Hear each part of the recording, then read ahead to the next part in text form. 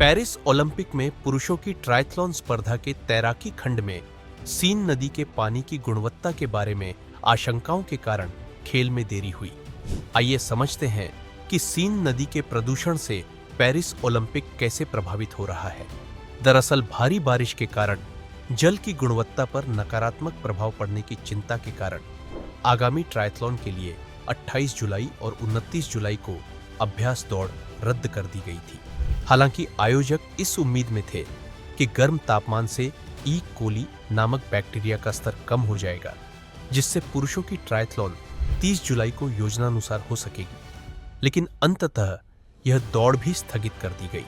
वहीं विश्व ट्रायथलॉन ने एक बयान के अनुसार हालिया पानी की गुणवत्ता के स्तर में सुधार के बावजूद तैराकी कोर्स के कुछ बिंदुओं पर रीडिंग स्वीकार्य स्तर से ऊपर है।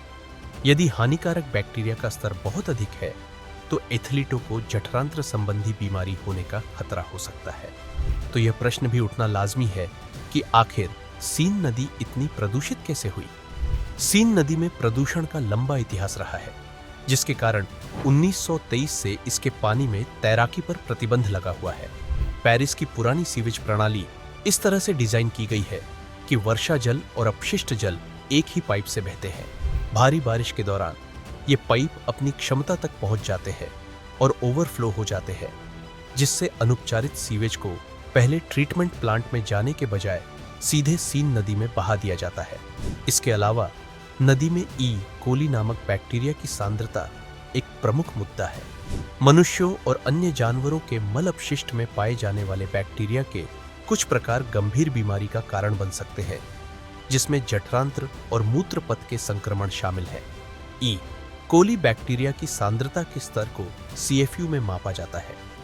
$1 बिलियन की योजना सीन नदी को प्रभावित करने वाले प्रदूषण के मुद्दों को संबोधित करने के प्रयास में पेरिस ने $1.5 बिलियन आवंटित किए हैं।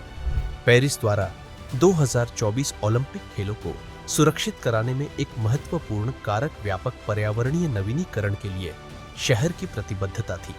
इस पहल में ओलंपिक एथलीटों को ऐतिहासिक नदी में तैरने की अनुमति देने का संकल्प शामिल था, जो 1900 के ओलंपिक की याद दिलाता है, जब पेरिस ने खेलों की मेजबानी की थी। सीन नदी के पुनर्वास के लिए शहर की रणनीति का एक महत्वपूर्ण पहलू दक्षिण पूर्वी पेरिस में एक पर्याप्त भूमिगत वर्षा जल भंडारण सुविधा का निर्माण करना था, जिसे 20 ओलंपिक मानक आकार के स्विमिंग पूल भरने के लिए पर्याप्त पानी को समायोजित करने के लिए डिजाइन किया गया था।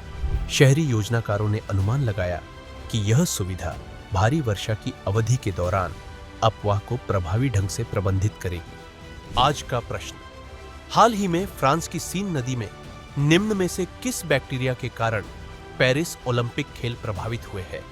A. Listeria, B. Campylobacter, C. Escherichia, D. E. Koli.